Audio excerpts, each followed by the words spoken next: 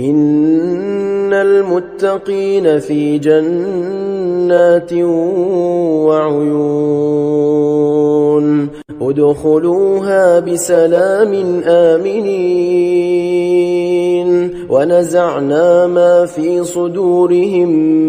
من غل إخوانا على سرر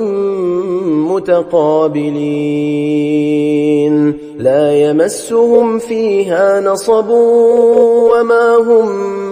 منها بمخرجين نبئ عبادي أني أنا الغفور الرحيم وأن عذابي هو العذاب الأليم ونبئهم عن ضيف إبراهيم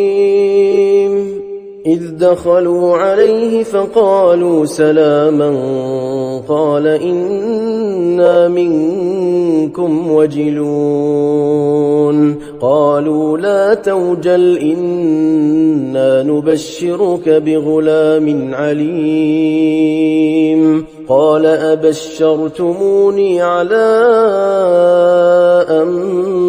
مسني الكبر فبم تبشرون قالوا بشرناك بالحق فلا تكن من القانطين قال ومن يقنط من رحمة ربه إلا الضالون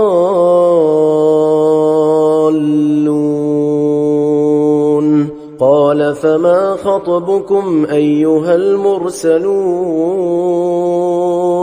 قالوا إنا أرسلنا إلى قوم مجرمين إلا